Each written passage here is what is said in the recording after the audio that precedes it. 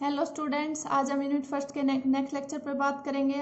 आज का हमारा टॉपिक है टू प्रूव गॉस थ्योरम। हमने पिछले लेक्चर में किस पे बात की थी? इलेक्ट्रिक फ्लक्स और गॉस थ्योरम। हमारी गॉस थ्योरम क्या कहती है? क्यू नेट एनक्लोज्ड, कि हमारा सरफेस के अंदर कितना है चार्ज एनक्लोज्ड है, divide by epsilon note.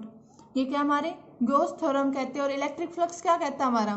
Phi. Electric flux की डेफिनेशन से क्या आया था हमारा? Phi E is equal to E dot D A और integration over the close surface. ये हमारे क्या थी? Gauss theorem theory. क्या थी? हमारा इलेक्ट्रिक फ्लक्स की डेफिनेशन थी। अब हमें क्या करना, हम पढ़ेंगे गॉस थ्योरम का प्रूफ, देखेंगे कि गॉस थ्योरम का प्रूफ कैसे है। मतलब कि ये डेफिनेशन दोनों इक्वल होनी चाहिए, हमारे सेम आनी चाहिए। मतलब हम क्या करेंगे इसमें, ये लेके चलेंगे हम और ये प्रूव करेंगे, तभी हमारी गॉस थ्योरम प्रूव हो गया। हमें गॉस थ्योरम का प्रूफ देखना है, ना कि इलेक्ट्रिक फ्लक्स की डेफिनेशन का। हमें गॉस थ्योरम का प्रूफ देखना है। तो क्या करेंगे, हम ये वाला लेके चलेंगे और फिर इसको प्रूव करेंगे। ठीक है, तो सब हम क्या लेंगे, इसके लिए हम एक स्फीयर ले लेते हैं।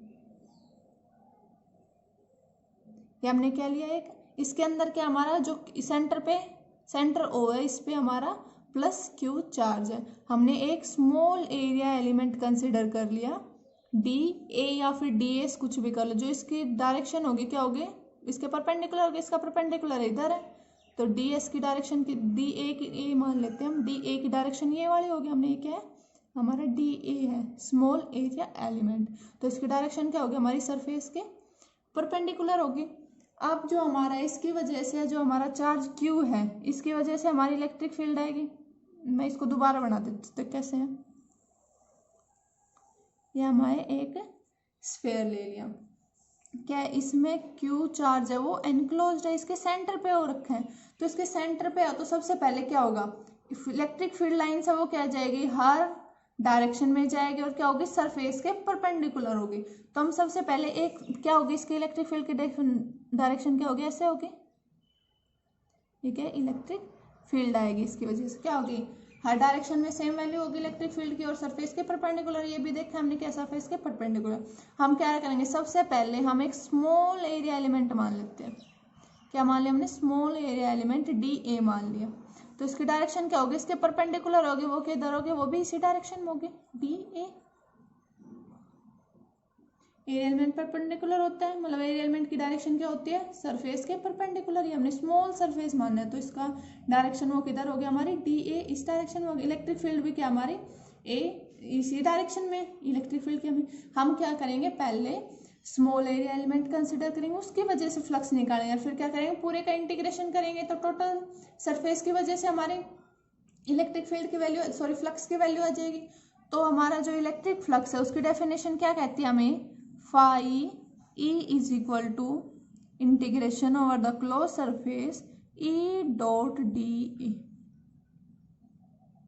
ये हमारी क्या, इलेक्ट्रिक फ्लक्स की डेफिनेशन है। अब हमारा यहाँ पे ई क्या है, ई from Coulomb's law, from Coulomb's law से देखेंगे हम।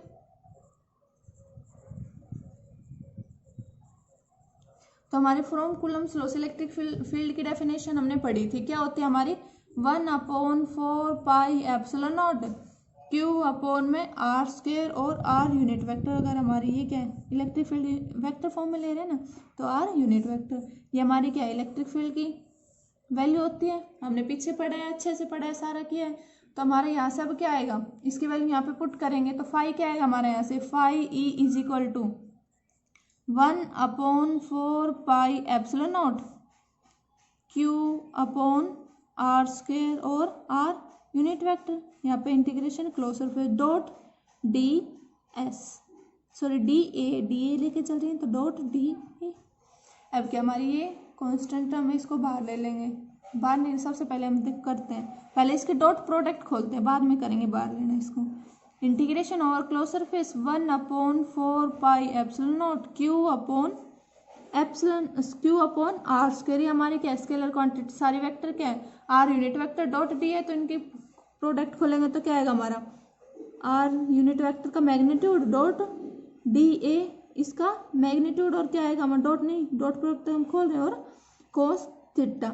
हम सबसे पहले देखना हम थीटा क्या है। थीटा क्या हमारा इलेक्ट्रिक फील्ड और एरिया के बीच में एंगल होता है। तो थीटा क्या है हमारा, इधर हमारे जो इलेक्ट्रिक फील्ड है और जो दोनों एरिया एलिमेंट है दोनों की डायरेक्शन क्या है, सेम है, इनके बीच में एंगल क्या है हमारा 0। तो यहाँ पे थीटा की वैल्यू क्या हमारी 0 है। तो हमारी इलेक्ट्रिक फ्लक्स क्या आएगा, यहाँ से इलेक्ट्रिक फ्लक्स की वैल्यू आएगी phi E is equal to integration over the close surface 1/4 pi epsilon not Q upon R square.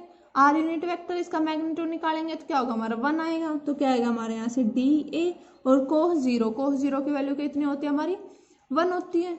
अब हमारा देखो आगे सोल्व करते क्या आएगा हमारा phi is equal to epsilon, हम क्या करेंगे जो हमारे कांस्टेंट टर्म है उसको बाहर ले लेंगे। क्या है 1/4 pi epsilon not Q upon में आर स्क्वायर।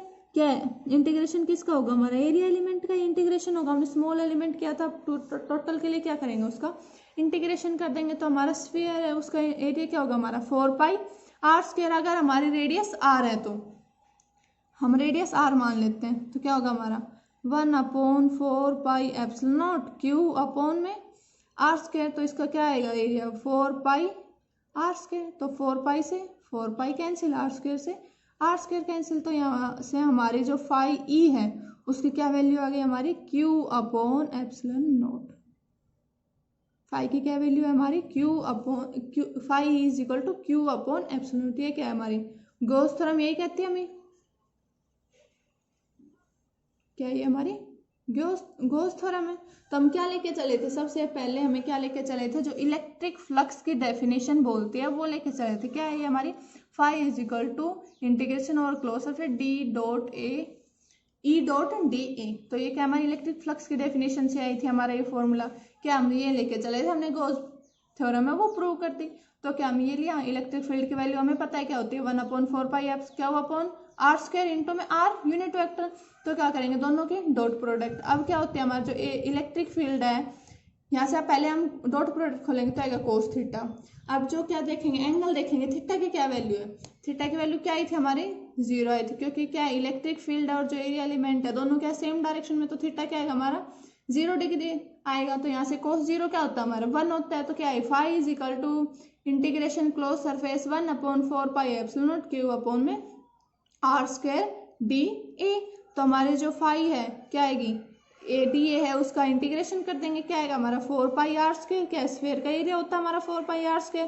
तो यहाँ से 4 पाई से 4 पाई कैंसिल, आर स्क्वायर से आर कैंसिल से क्या आएगा जो हमारी इलेक्ट्रिक फ्लक्स उसकी क्या वैल्यू आ गई हमारी क्यू अपॉन एप्सिलॉन नॉट। और क्या कहती है हमारी यही क्या है हमारा गॉस थ्योरम है। गॉस थ्योरम की डेफिनेशन यही थी हमारी, जो हमारा चार्ज एनक्लोज्ड अपॉन में एप्सिलॉन नॉट वो क्या होगा हमारा इलेक्ट्रिक फ्लक्स होगा।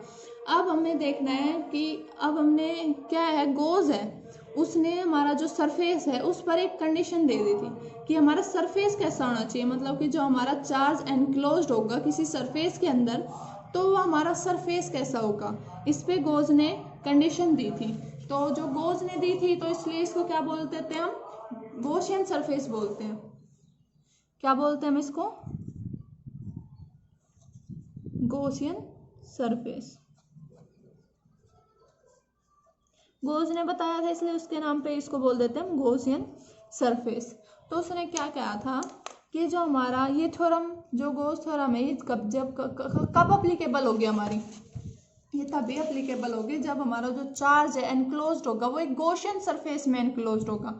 मान लो ये हमारा चार्ज क्यू है प्लस क्यू, तो हमें क्या करना है ये एक सरफेस में एनक्लोज्ड करना है। तो उस सरफेस कैसा होना चाहिए उसके ऊपर कुछ कंडीशंस थी, इसलिए हम इसको क्या बोलते हैं गॉसियन सरफेस बोलते हैं। वो कंडीशंस क्या थी, जो हमारा गॉसियन सरफेस है उसके हर पॉइंट पर पहले तो हमारा जो चार्ज है इससे क्या निकलेगी इलेक्ट्रिक फील्ड की वैल्यू निकलेगी। तो जब हम सरफेस कंसिडर करेंगे उसके हर पॉइंट पर हमारी सरफेस के हर पॉइंट पर हमारी इलेक्ट्रिक फील्ड की वैल्यू सेम होगी हर पॉइंट पर। और क्या होगा जो इलेक्ट्रिक फील्ड है वो सरफेस के परपेंडिकुलर होगी, मतलब कि हमने एक ऐसा सरफेस कंसिडर करना पड़ेगा कि जो प्लस क्या हो की वजह से हमारी इलेक्ट्रिक फील्ड की वैल्यू निकलेगी वो सरफेस के हर पॉइंट पर सेम होगी और सरफेस के परपेंडिकुलर होगी। मतलब फ्लक्स इलेक्ट्रिक फील्ड परपेंडिकुलर बोल दो या फिर हमारा इलेक्ट्रिक फ्लक्स परपेंडिकुलर बोल दो। इलेक्ट्रिक फील्ड परपेंडिकुलर होगी तो इसका मतलब फ्लक्स भी परपेंडिकुलर है। तो क्या मतलब सबसे पहले हमने ये मान लिया, ये सरफेस माना, तो इससे क्या होगा, हमारा इलेक्ट्रिक फील्ड की वैल्यू निकलेगी, हर डायरेक्शन में क्या होगी, इससे सेम होगी। जो चार्ज उससे हर डायरेक्शन में इलेक्ट्रिक फील्ड निकलती है, तो सरफेस के हर पॉइंट पर जो इलेक्ट्रिक फील्ड आएगी उसकी वैल्यू क्या आएगी, हमारी सेम आएगी। और क्या ये हर पॉइंट पर देखेंगे तो क्या सरफेस के परपेंडिकुलर, तो हमें ऐसा ही सरफेस मानना पड़ेगा, जरूर नहीं हो स्फीयर, हम एक सिलेंडर भी मान सकते हैं। हमने ये क्या हो गया, हमारा एक सिलेंडर मान लिया,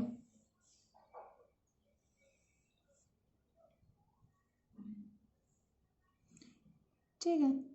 तो यहाँ से भी क्या होगा, मैं ये चार्ज मान, तो ये क्या, इससे जो इलेक्ट्रिक फील्ड निकलेगी हर डायरेक्शन में वो क्या होनी चाहिए, हमारी इससे परपेंडिकुलर होनी चाहिए। तो सिलेंडर के लिए हमें एक पॉइंट चार्ज नहीं लेंगे, अगर हमारे पास वो हमारा चार्ज पर डिपेंड करता है कि हमें किस तरह का, अगर हमारे पास लाइन चार्ज है तो हम जो गॉसियन सरफेस मानेंगे ना वो एक सिलेंडर मानेंगे, तो इससे इलेक्ट्रिक फील्ड निकलेगी, ऐसे निकलेगी, इससे ऐसे निकलेगी, तो क्या होगी, हर सरफेस जो हमारा ये जो सरफेस है इसके हर पॉइंट पे इलेक्ट्रिक फील्ड की वैल्यू सेम होगी, और क्या होगी, सरफेस के परपेंडिकुलर होगी। तो हमारा डिपेंड करता है कि गॉसियन सरफेस हम क्या ले, हमारा वो चार्ज पर डिपेंड करता है कि हमारा जो चार्ज है वो पॉइंट चार्ज होगा, लाइन चार्ज होगा, सरफेस चार्ज होगा, वॉल्यूम चार्ज होगा, उस चीज़ पर डिपेंड करेगा कि हमारा गॉसियन सरफेस क्या होगा। पहले तो गॉसियन सरफेस की जो कंडीशन है वो सेटिस्फाई करवानी चाहिए हमारी, कि हर पॉइंट पे इलेक्ट्रिक फील्ड की वैल्यू सेम होगी, और जो फ्लक्स या फिर इलेक्ट्रिक फील्ड है वो क्या होगा, सरफेस के परपेंडिकुलर होगा। अब ये सारी चीज़ हमने कौन सा गॉसियन सरफेस लेना है, हमारे चार्ज पर डिपेंड करेगी कि हमारा चार्ज पॉइंट चार्ज है, लाइन चार्ज है, सरफेस चार्ज है, वॉल्यूम चार्ज है, ठीक है। ये सब हमारे किस पे, चार्ज पे डिपेंड करेगी। तो ये सारी क्या थी, गॉसियन सरफेस, जो हमारा सरफेस पे कंडीशन थी कि हमारा जो चार्ज है वो एनक्लोज्ड होगा, तो कैसे सरफेस होगा, किस सरफेस में हमारा चार्ज एनक्लोज्ड होगा। तो ये सब गॉस ने दिया था, तो हम इसको क्या बोल देते हैं, गॉसियन सरफेस। तो आज हमने क्या पढ़ा, हमारा गॉस थ्योरम का प्रूफ पढ़ा और गॉसियन सरफेस पढ़ा है। तो ये इंपॉर्टेंट टॉपिक है, प्लीज गॉसियन सरफेस बहुत इंपॉर्टेंट टॉपिक है, इसको नहीं आएगा तो आप आगे के आर्टिकल नहीं, आपको यही पता नहीं चलेगा हम कैसा सरफेस लें, कि हम चार्ज को एनक्लोज कराना है तो हम कैसा सरफेस लें। Thank you students.